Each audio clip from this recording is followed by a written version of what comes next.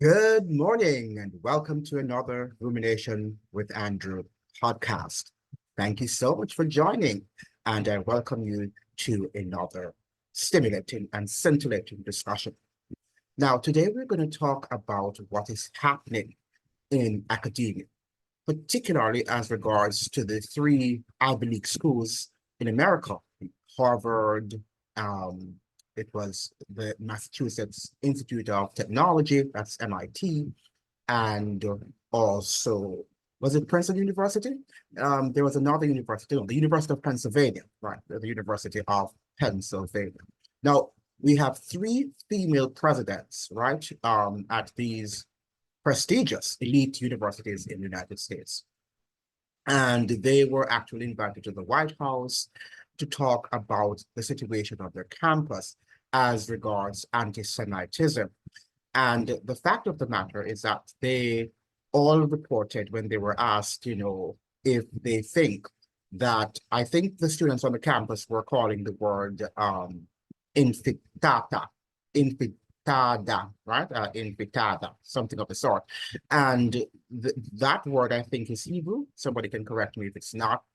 And essentially, according to what the interrogator at the White House was saying, is that, that word was calling for the genocide of all of the Jews, right? And of the Israeli state.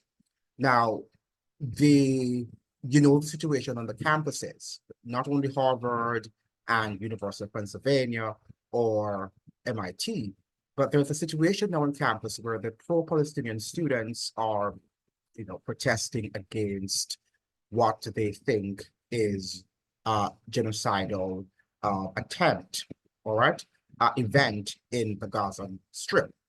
Now, that is their opinions, okay? And, we can say that to some extent it might be factual, right? Because that's what we're seeing. Hundreds of thousands of people are indeed dying in a war that could have been avoided, could have been prevented if people had gone to the negotiation table. Now, let me just clarify here. It is a right. Israel has the right to survive as a state, just as the Palestinians, just like Americans, just like the British people, just like Canadians, just like Jamaicans, just like Dominicans. We all have a right to exist, right? No human being has the right or should have the right to take another human being's life, right? The Bible says, thou shalt not kill, right? So I must lay that position. I must lay my position firmly and clearly before I continue this discussion, right? I am on neither side, right? I do not think that both sides are approaching this and when I say sides now, I'm talking to about our leaders, right? I'm talking about our leaders because our citizens, we think we live in a democratic society or we live in democratic societies, but we do not, right? And it's time for us to understand that the leaders do what they want to do, right? And they make decisions that they want to make, irrespective of what we might think. The only time they might appear or, they sort of behave as if they respect our opinions, on different matters is when, election time is around the corner, right? And they have to be very, very careful. Even Biden is under pressure because, he sometimes might have had the ideology that the Palestinians have some right, and he had to reflect and he had to sort of take back some of his words, right? Because he was losing lots of funding from the Israeli group. So he had to be careful what he said, how he expressed himself. Now, if we are going to have to live in a society like that, in terms of our speech is actually impacted by the donors, the people who, contribute, make financial contributions to whatever we're doing, whether it's to our education, to our political campaign, to the survival of our churches, etc., etc., etc. It means, therefore, that we are moving into tyranny, right? Because speech should be based on principle.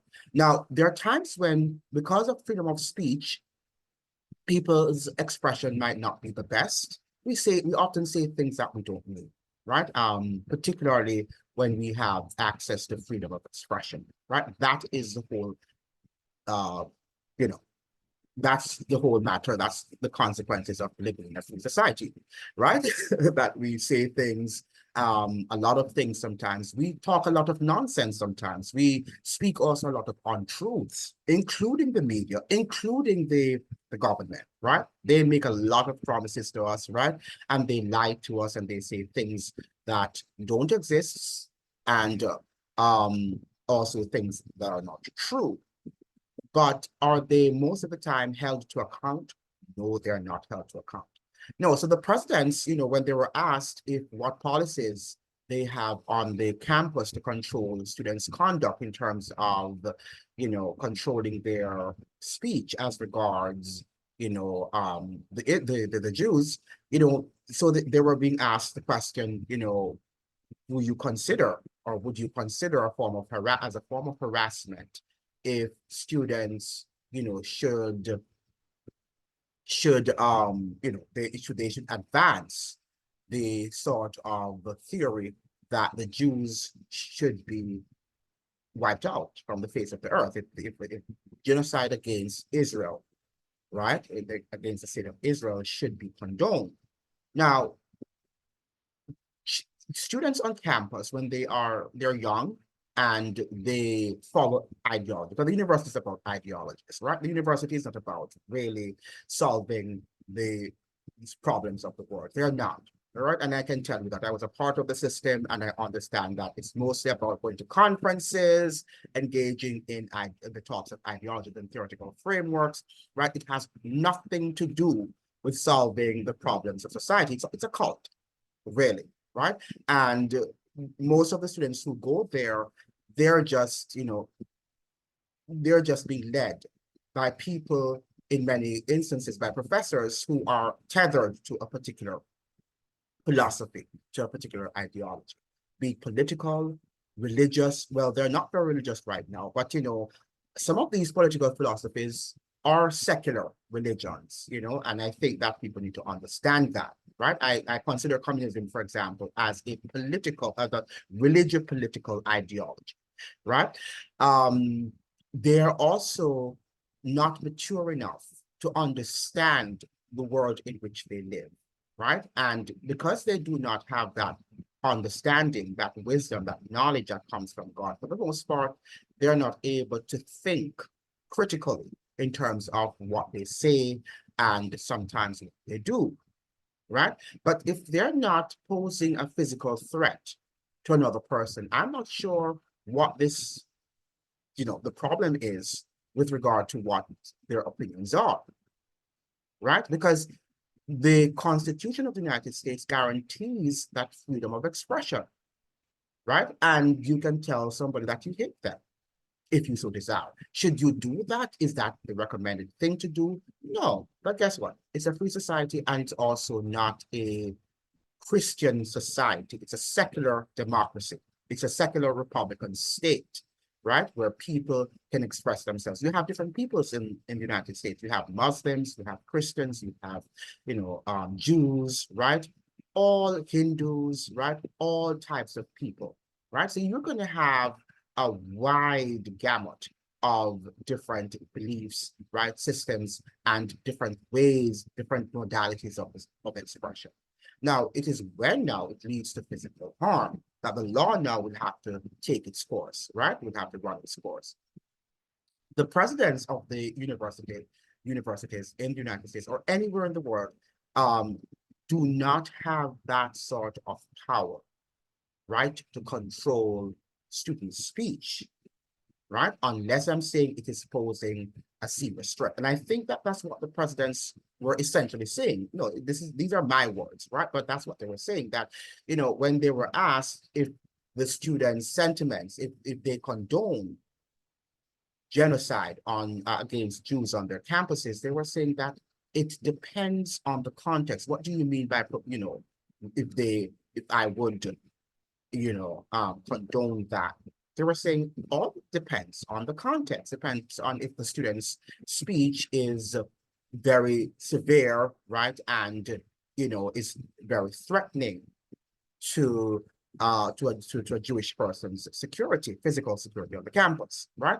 But if we were to surveil our speech, then what is a society would we be living in if all speeches were actually surveilled, right? Because people say a lot of things to us a lot of times, even within our family members. And I've said on my channel that freedom of expression has to be secured, because if we don't secure it, then how are we going to be able to arrive at a knowledge of the truth, right? So you listen to what needs to be done, right? Is if the universities had convened some sessions in their auditorium, wherever they want, online, whatever platform they want to use, and have the people who are pro-Israelis, those who are pro-Palestinians, and those who are in between, those in the middle, to have a debate on the issue, right? And to educate and to inform. Now, that would be the best thing to do, rather than for the government and for the corporate sponsors, right, to be taking sides about, what they believe and what universities should do or what they should not do. And remember now that the presidents of the university, as well as the professors, as students, also the student population, each of them will have their own individual belief system, right? They should not be tethered to any state-sponsored ideology, right? They should have their own ideology. Now, the problem is if they foist, as I've often said on this channel, their ideology upon the students or upon the public, that would be something that should not be done. And perhaps they should be fired, or, if that should happen. But nothing is wrong if a president expresses his or her views on a particular political matter, on a particular political issue, then by saying that this is my view, in my opinion, right? This is how I see the state of Israel or the state of Palestine or whatever state that they want to talk about, or this is the way I see religion, right? So let us say that, in the United States, you have just a cascade, right, of many different Christian denominations. And I'm sure that some of these professors and presidents are affiliated with some of these denominations, right? And these denominations have different belief systems, right? They interpret the Bible differently, right? Now, even the state of Israel, and it's the fact where people think that, Jews are God's chosen people. Some people still cling to that ideology. That is not biblical, right? That the Israel as a nation is God's chosen people. They were, right, before God had chosen them, but they, for over 1,000 years, they rebelled against God, right? And God had to change that situation. And we talked about it on this channel that they eventually murdered, they colluded in murdering God, right? Christ, in the form of Christ, right? They actually colluded in doing that, right? They thought that they were protecting their nation if they were to murder Christ. And we're seeing the same thing happening now to some extent, some degree, right? Where they're telling us that, they're trying to protect Jews in the interest of national security. So in protecting the Jews, they are protecting the nation. Note that the Jews had that position before the death of Christ. They thought that in colluding with the Romans to murder Christ, that they would be a secured nation. That would solve their problem, and then they would live on paradise, and they would continue to expect their Messiah to come, because they did not believe that Christ was the Messiah. He was too poor for them and not the reigning king that they wanted him to be, right? They thought that he would have been, well, demonstrated much more royalty. He is, in fact, royal and the most royal of any of them, right? But they could not see that. They could not look beyond the veil, right? And that is what caused them to have been rejected because God, many times they had rejected God, but to reject him in the form of his son was the worst thing that could have ever happened to them. And that is what they are being faced. The consequences are going to be, the consequences that they are facing even today are grave consequences, right? Because they even said, referring to Christ's murder, that his blood be upon us and our children. Wow. That is a profound statement to make. It's a sad statement when you can be saying, even when you kill a human being, grave consequences will follow, will ensue. Imagine colluding to kill the Son of God. And God did tell Judas, another one who betrayed him, is one of the disciples who betrayed him, that it would have been better if that person had not been born, right? And for the Jews to have been selected as very, very special people, right? God's chosen people, that was a serious responsibility, but they never thought it was, right? They just wanted the benefits. They didn't want to take, as we say in Christian language, the Christian lingo, they didn't want to take up the cross. They didn't want any sort of persecution. They wanted the glory, right? And that is the problem. Now, we have to look carefully at our society, and we have to ask some serious questions in terms of, really, do we want to send our children to academic centers where learning is controlled or that is militarized, right? Or do we really want to send our children to academic learning centers where different views can be expressed and different opinions can be advanced, can be posited, can be postulated, so that an awareness of the truth can be honed? We've got to ask ourselves some serious questions, because if not, if you're going to an academic center or learning center, university or high school, wherever you're going, right? And only state-sponsored ideologies, right, can be advanced, can be expressed, then that is not democracy, my dear friends, right? That cannot be democracy, right? That is a controlled state, a centralized state, no different from communism, if you should ask, right? So you've got to realize now that we're living in some interesting time. One of the things also is that people tend to believe when they, instead of standing up for the truth, when they, for example, espouse a certain ideology and the government agrees with it, right? They, cheer themselves, they pat themselves on the shoulder and say, yes, we have won. And the other person who is not on that side is wrong and should be sometimes executed. Sometimes morally they execute you. Sometimes verbally they execute you, right? Even during the pandemic, right? I think it was Professor, Chomsky, right?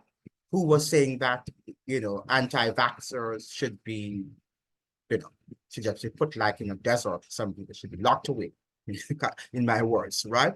And suffer the consequences of their, in his own word, bad decision, not wanting to be vaccinated. Now, how dare Professor Chomsky talk about people's right to choose what goes into their bodies, right? But at the time, that was his opinion, right? Did they castigate him? Did they excoriate him? No, he has all right to say what he said, right? The only problem that could happen as a result of that, is if he foisted his ideology on the government, right, and on the public institutions, and that would have been the policy that would have been implemented. Now, that would be the problem. But Professor Chomsky, right, has his right to say that vaccinated people should be alienated from society, and they should be put into a camp, or whatever he thinks in his little mind, right, should be done to people who decide not to be a part of that, um, you know, injecting that substance into your body, right? But that is his right to say that, right? Similarly, a student who expresses, you know, an idea, an opinion about what should be done to Jamaicans, or what should be done to Trinidadians, or what should be done to Black Americans, or what should be done to British people, or to Nigerians, whatever, right? That is that person's opinion, right? I often tell people that mouths were made to speak. So once you're not posing a physical harm to me, I don't care what you want to say about me, right? Because you're not giving me the breath of life, and neither should you have the right to take it, right? But if you want to do whatever, if you want to say whatever, then that is up to you. Just do not come on my territory and try to pose any physical harm to me. And I'm not saying we're going to be okay. I'm going to be charming with you, but we can walk our separate ways. That is a democratic society. And we have to learn to tolerate. We don't have to respect, because I'm not respecting anybody's view when they're calling for genocide of any group.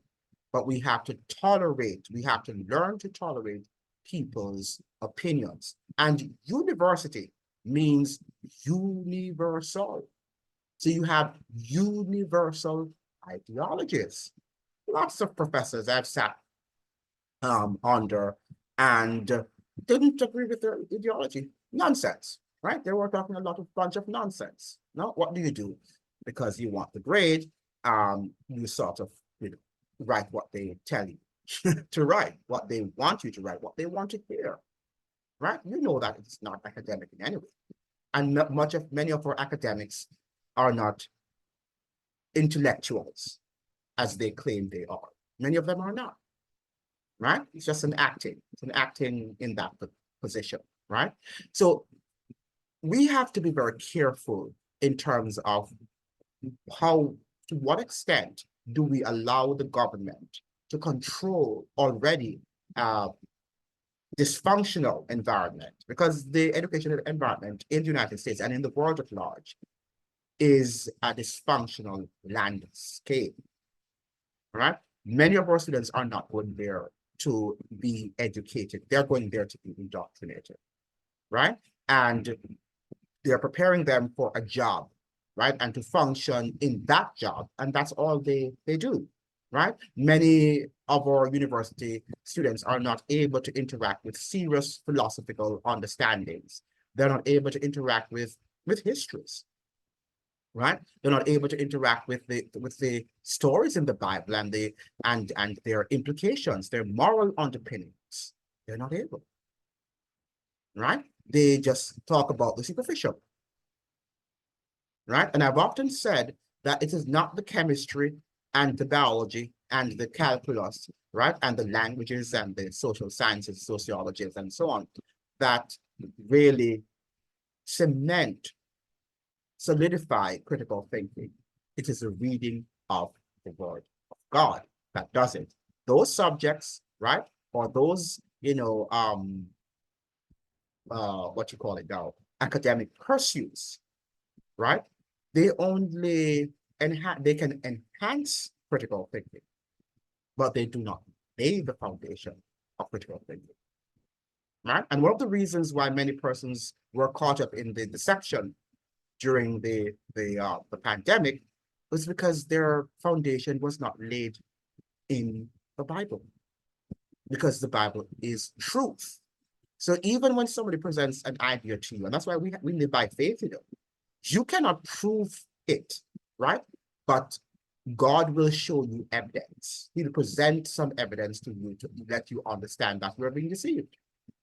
Can you prove everything? No, but we don't have to prove everything. We can't prove the existence of God, but we have enough evidence to know that he exists, right? And he wants us to approach everything that we do from that perspective. Even talking to a friend, befriending somebody, you must have faith in God because God will show you the evidence. Will you know everything about the person? No, you can't. It's impossible.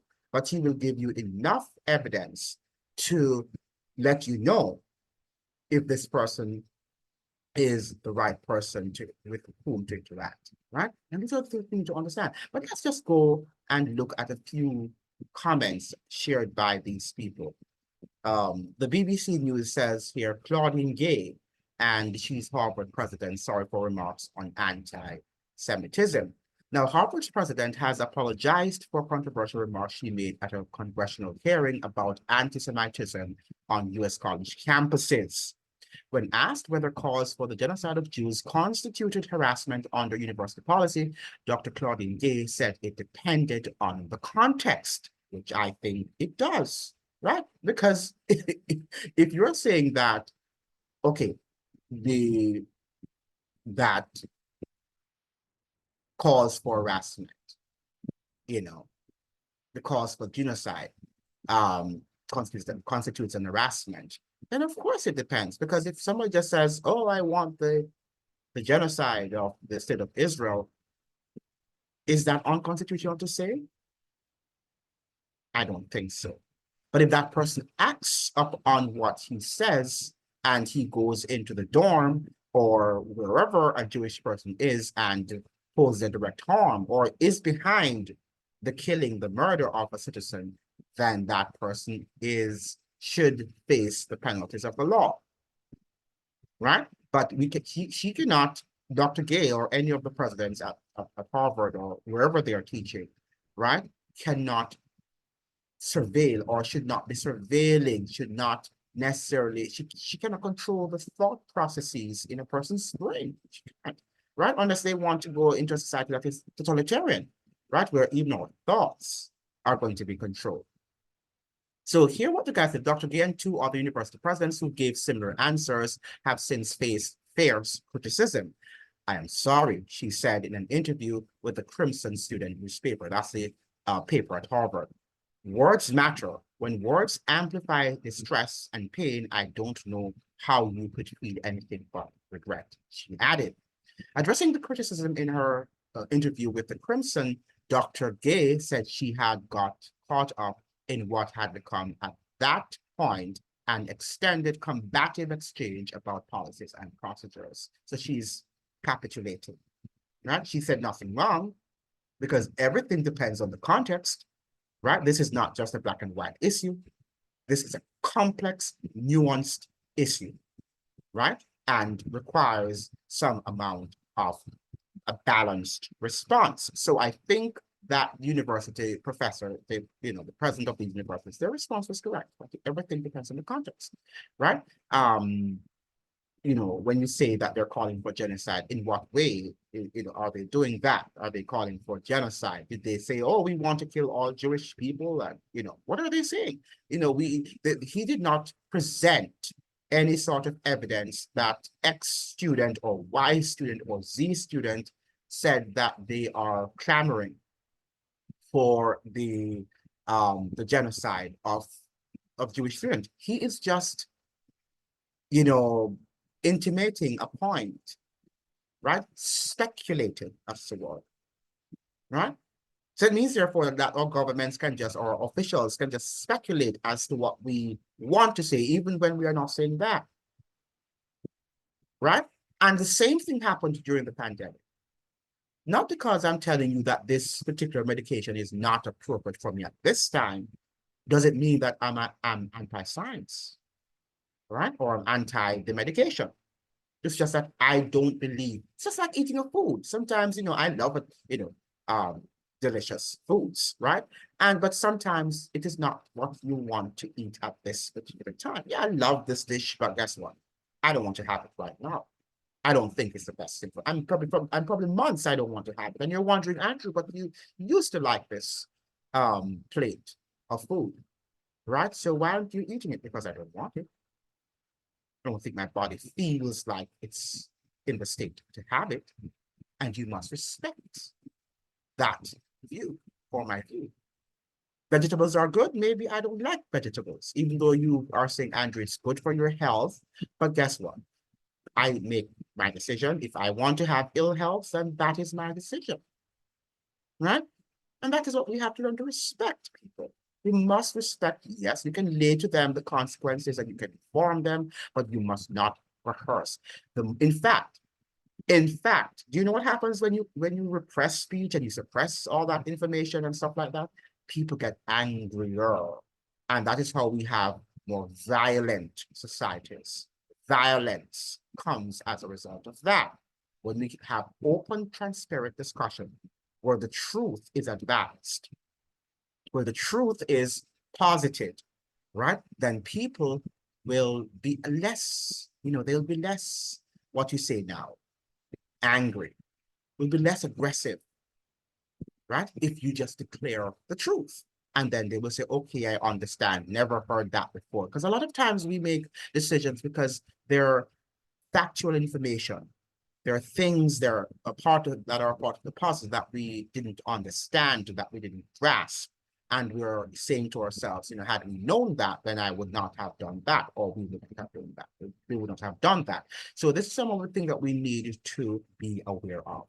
Now, at Tuesday's hearing before the Republican-led House Education and Workforce Committee, Dr. Gay, along with the presidents of the University of Pennsylvania and Massachusetts Institute of Technology, MIT, was challenged on university policies and procedures to combat anti-Semitism. So here they're laying the responsibility at the feet of the university presidents. I did not know that university presidents were there to protect students' physical, you know, security. I think they were there to sort of advance policies. Yes, must for academic policies. Of course they should be, head of the university and perhaps will look at different security procedures and stuff like that. But is that their major responsibility? I don't think so. But maybe I'm wrong, right? Maybe I am not educated enough to understand how college campuses should be run. Now, what Dr. Gay and the other college presidents also stated their support for Israel and opposition to anti-Semitism. So they expressed that they are in support of Israel, which is clear, and that's what they should do, that we are supporting in fact, they should say we support all societies and their right to exist, right? And their right to exist. And that there should be no attempt by any government, including the United States government, right, which has participated in the genocide of lots of people, right? What about the Tutsis and the Hutsi and these people who were murdered? What about the Iraqis, right? Economic sanctions that murdered in the 1990s up to the 2000 or in 2000 under the Bill Clinton's administration over 500,000 Iraqi children. Economic sanctions alone. We're talking about children here. Adults are not included. The war on terror that killed over 1 million Iraqis and hundreds and thousands of people who live in Afghanistan, right? And around the world. So the White House really is not the place, or the US government is not the government that should be talking about anti-Semitism, right? I'm not saying now that the US government should not protect its people and its citizens. They should, and they have an obligation to do so, but they are not the standard. Perhaps this discussion should be held at another place, right? And not at the White House. Now, what I should have had presence of mind to do in that moment was return to my guiding truth, which is that cause for violence against our Jewish community, threats to our Jewish students have no place at Harvard and will never go unchallenged. Now, what does she mean by violence? Is there any violence at Harvard University where students have literally killed Jewish student? I have not heard of that. Maybe you can correct me, but to date, I have not yet heard of any violence on these campuses of any Jewish student. I've heard about threats. They've said that they've received threats, but guess what? Don't we all receive threats? I remember Dr. Campbell, Dr. John Campbell, who is, a very prominent nurse in England, and he gives a lot of information about the pandemic and post-pandemic, operations, right? And last week on the program, he said that he constantly, even today, receives death threats about what he's saying, right? So people do receive death threats, right? Is he reporting them? Is he going after them, right? Even though, many times they send an anonymous name, right? That you cannot, but if he should go to the intelligence community, maybe they could trace the people, they could track and trace, right? But he's not doing that. Does it bother him? Of course it will bother him. Does it concern him? Absolutely. But he understands that he's living in a free society and these things happen from time to time, right? So I'm just bringing this to you. It might not look like it is newsworthy, but this is big news, right? This is big news because if they are trying to surveil universities and they're trying to surveil students and professors' speech, right, to control the speech of students, then what are they going to learn, right? Because it would be wonderful, in my opinion, to sit in a class with Muslims and with Jews, particularly in America, right? And for them to discuss the issues openly. And yes, you have a very controversial and contentious and sensitive, topic. But that is what university is about. That is what the world is about. And that is how we solve the problems by the world, because a lot of things are indeed contentious and controversial. But what are the solutions, right? Emotions will flare, right? Tears will flow, right? Words that, when I mean words now, insensitive words will be heard, at people, right? Because that is the whole function of a democratic and open society. Now, if it gets out of hand, as the presidents were suggesting, and then people begin to throw tables and chairs and wanting to take up arms at people. Now, that is where the government needs to intervene and need to squash such an occurrence. But up to now, I have not heard of any of these events occurring or happening on these campuses, right? What I'm seeing is something that is normal, that students, even though, as I'm saying, some of them are immature, and a lot of them are immature, and many of them don't understand the issues, right? Some of them do, right? You can't lump all people into one box, but the large majority of college students do not understand the issues, right? They don't understand the issues because history has never been taught very well in our schools. It's tethered to a political ideology, right? And because of that, they're just following the masses, as many people did during the pandemic. Friend is taking the vaccine, I'm going to take it too. I don't want to feel like I am not part of the group, right? So their protest and all of what they're doing might not be what they think. They are just following the group. So it's best now if you guide them into having an open and transparent debate, right? And let their voices be heard. Because, a lot of times if our voices are heard, do you know that sometimes we calm down and we express all of the muck, right? And the mire that is on our conscience and our hearts, right? If we just let that out and clean our hearts, right? Do you know that many people calm down and become friends eventually? But it's when we do not sit down at the table and speak clearly and eloquently and truthfully about a subject. That's the time that we have violence, right? And all manners of evil can occur, right? So I don't want to go through all the papers, right? Because it's you can go and see what is happening. But this is many of the newspaper articles. I can probably go through. No, let me just look at the you have this paper was the BBC. Then we have the Beast, for example. UPenn president out as furor over campus anti-Semitism roads, right? And they're all screaming the same thing. And this is Harvard's university's newspaper. I am sorry, Harvard president, Gay addresses backlash over congressional testimony on anti-Semitism. And we have the Time. The Time magazine brought something interesting. Ivy League presidents trying to clarify stances on anti-Semitism after backlash testimony.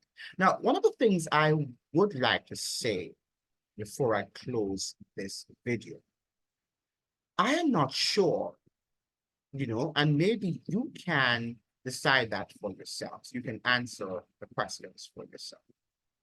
The media is presenting and telling us what happened, right, during that sort of, encounter with the people in Congress and the presidents of these Ivy League institutions. And by the way, these Ivy League institutions will be representative of what happens at all of the universities and school campuses, right? And also in the wider society. So don't think it's happening to the Harvard presidents and the University of Pennsylvania presidents and the MIT president. It is going to happen to you too. Because very soon, even on your job, you'll be asked questions about, whether it's, on the paper, what do you think? Do you think this is correct? And stuff like that. And they want a yes, no answer.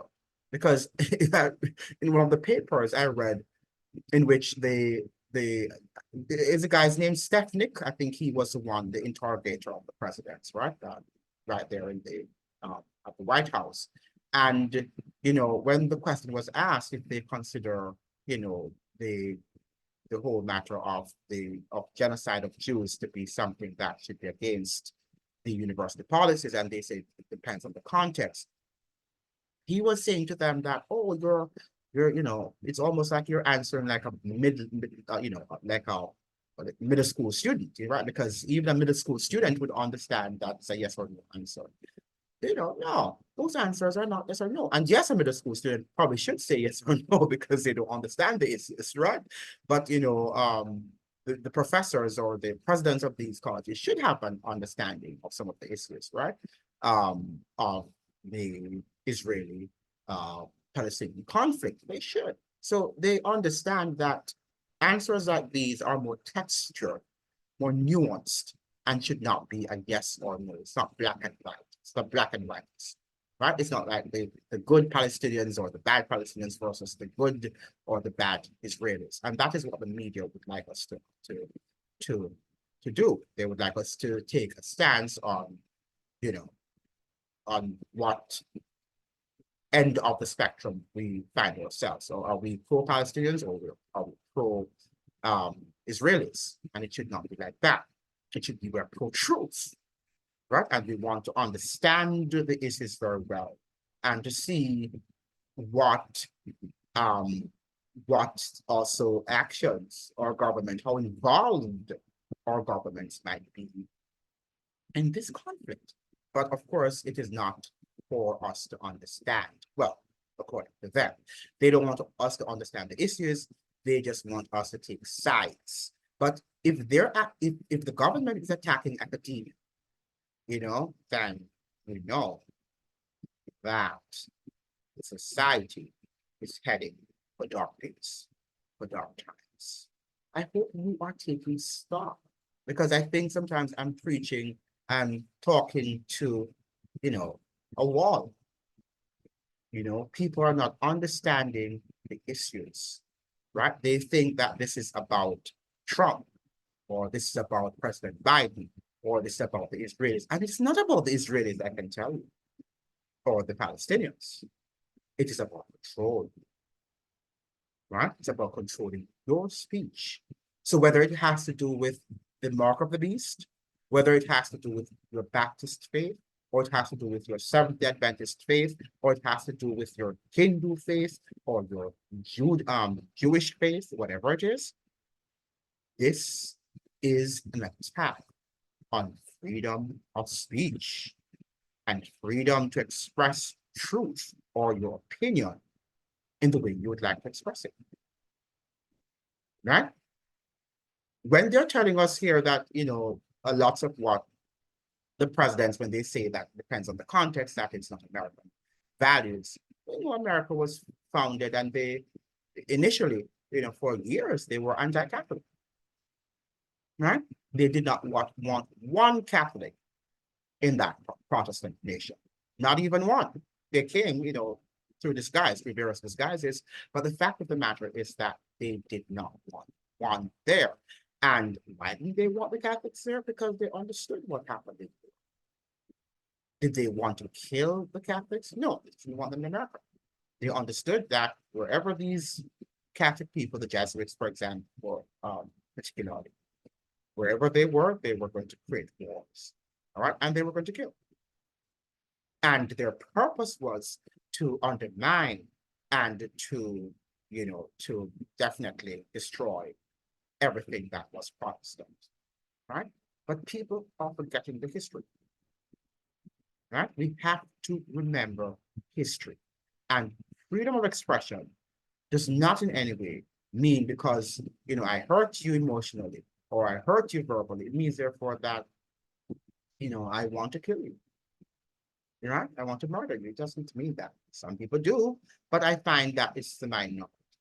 Right? So we can't, look at some, minor examples. And I'm not saying now the fact that people's lives have been murdered.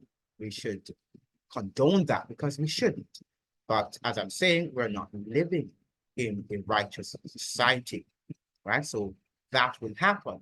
Even Christ, came a righteous person and he was a righteous man, right? No taint of sin.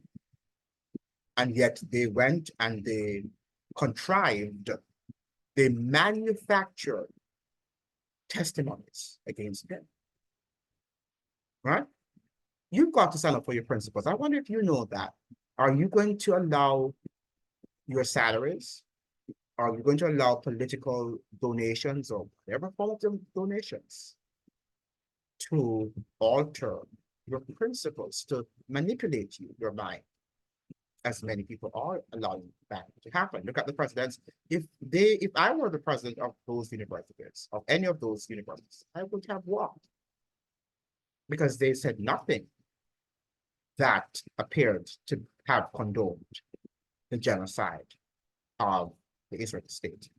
But your words can be manipulated and people will take you out of context, but they don't want to lose their prestige, right? And remember, these are three women, and they perhaps, well, for example, the president at Harvard, the first Black female, right? And perhaps if she did not apologize, maybe she would lose all perks that she has gotten over the years. So one day they can place you up, they can elevate you, they can promote you, and another day you can be demoted. So the best thing to do as regards freedom of speech is to be principled in whatever you say, right? Thank you so much for joining. I hope you have a fantastic day, and I see you in the next video. All the best.